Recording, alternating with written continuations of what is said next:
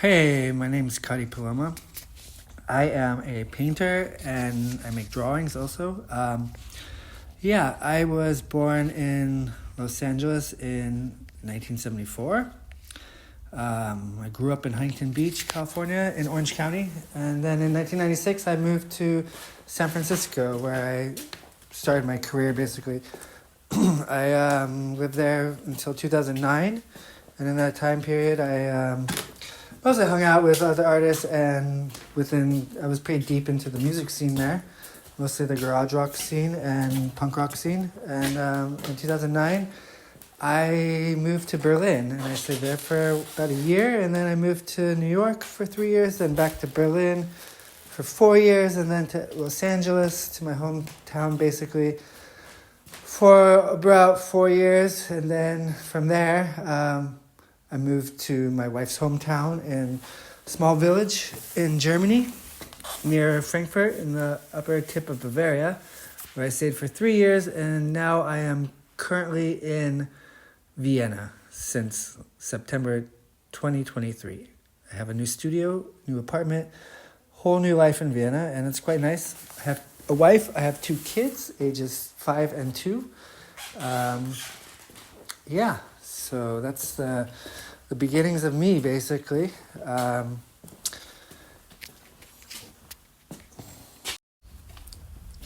Growing up in Southern California, at that time I didn't really know that much about art.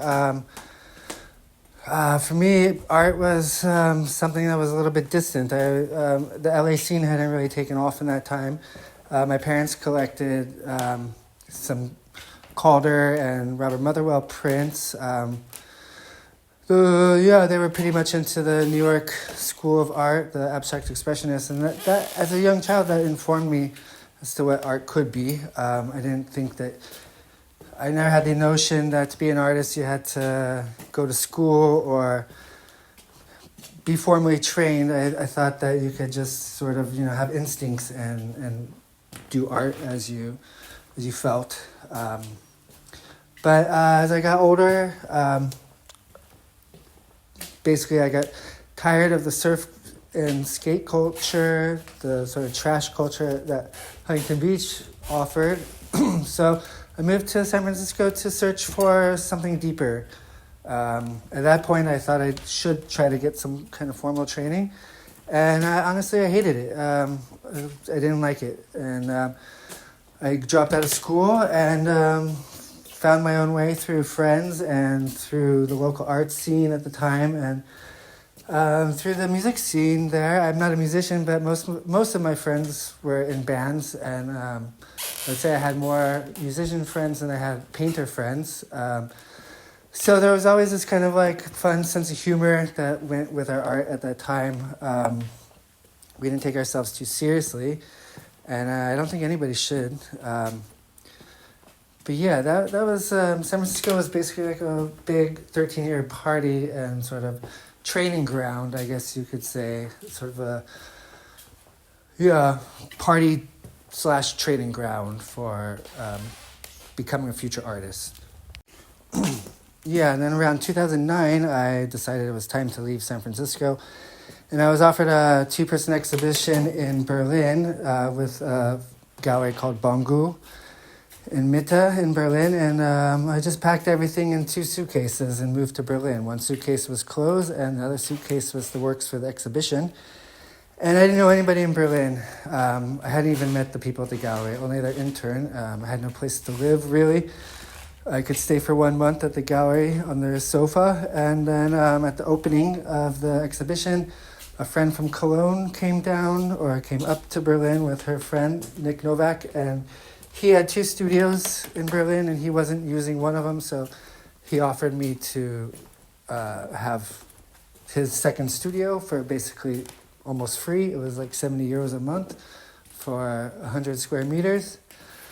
And I took it, and I just stayed in Berlin. And then a couple of weeks later, I met my future wife at a party, and then moved in with her. And then a few months later, I moved to Brooklyn.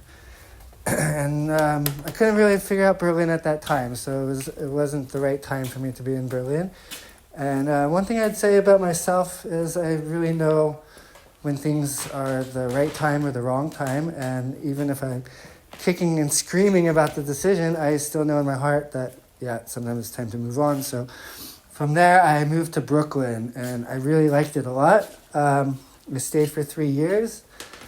And my wife, who was my girlfriend at the time, she joined me for 1.5 years of that. And then she decided to move back to Berlin to finish her education, her master's in fashion design. So I basically followed her back to Berlin, where we got married a couple months later, and stayed there for 4 years. And the work I was making at that time was completely different from what I'm making now. And if anyone knows my history, then they'll know what I'm talking about. And then Berlin was basically just working like 2 jobs and going to the studio when I could. And again, I couldn't really make Berlin work and felt it wasn't correct for me. So I decided to move to Los Angeles because I had seen that many of my friends from San Francisco had moved to LA, and figured, okay, I might as well move to LA, and at least there I'll know at least a couple hundred people. So we moved to LA in 2016, and then that was great also. The scene was exploding. All the artists were extremely friendly and helpful. I was working as an art handler for my day job, which was excruciatingly annoying at times, but also pretty cool at times. Got to meet a lot of celebrities during that period. Still was struggling with the art, and but it was a great time. Then in 2020, during the height of the pandemic, my wife and I decided it was time to leave the United States. In Los Angeles at that time, if anyone remembers, if they were there, we were dealing with the riots, the wildfires, and the pandemic, plus the upcoming election. And I just didn't want to deal with any of that anymore. So my wife and I decided to move to her hometown called Eisenau in Germany. It's a very small wine village. About 19 to 20,000 people live there.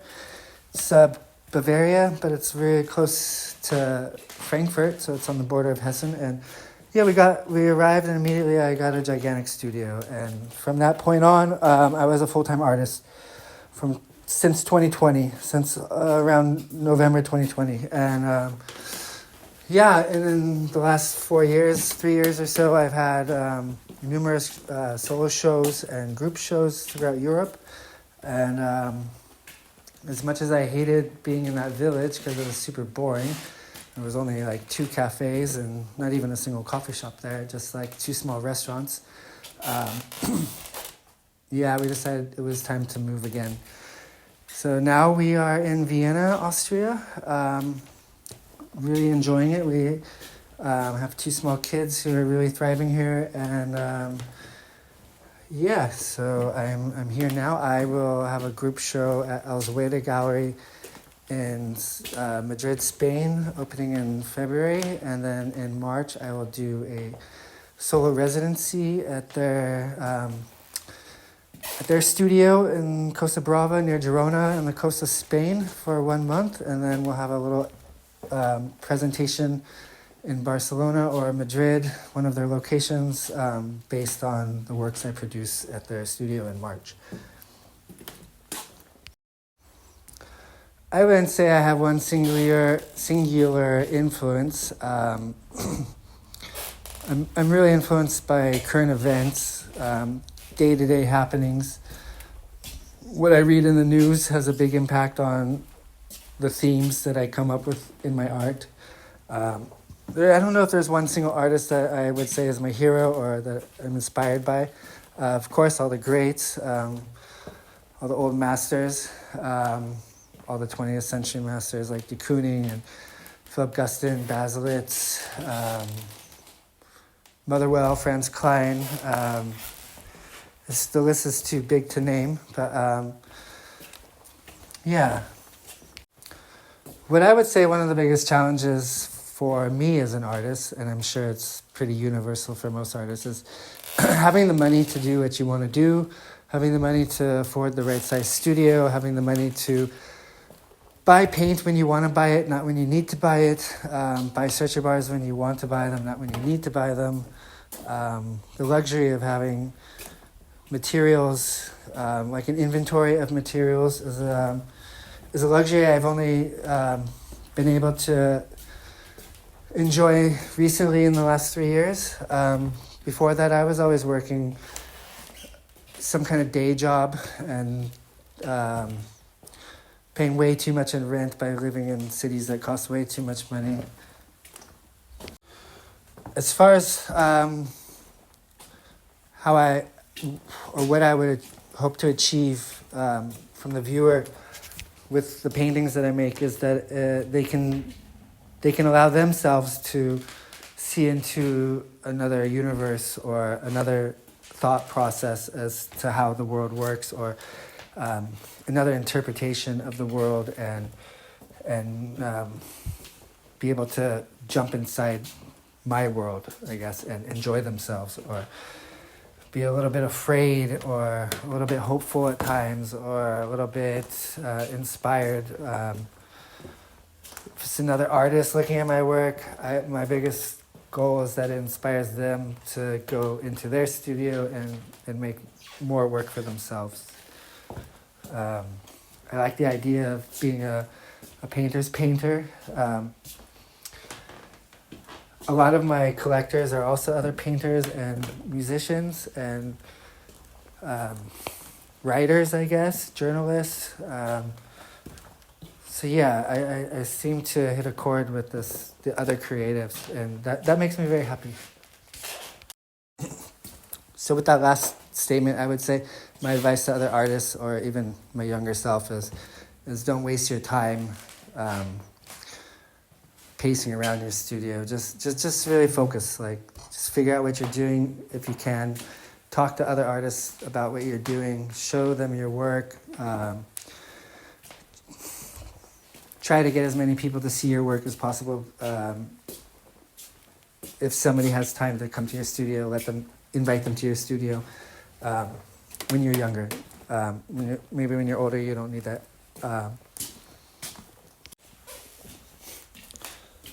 As far as exhibitions go, I work with my main gallery. You could call it my mother gallery. Is called Saatchi Yates in London.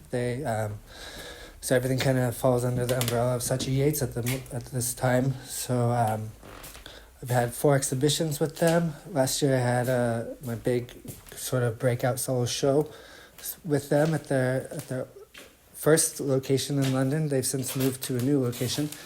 In addition to that solo show, I've been in 3 other group exhibitions with them, and fantastic gallery to work for.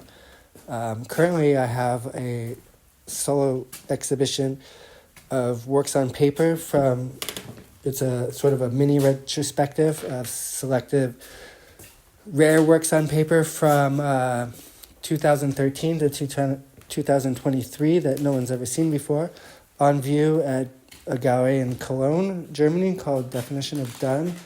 And that runs till the 12th of January. And for me, that was really special because with Saatchi Yates, we mostly focused on my large paintings. And this exhibition is a little bit special to me because it's the first time where I've done a show of only paper works. And I really enjoyed doing that because it gave sort of the people who know my paintings, it gave them a better insight into the overall basis of my studio. They could see, for example, like starting points through the paper works and how those small pieces become big paintings later. So yeah, very happy with the outcome of that.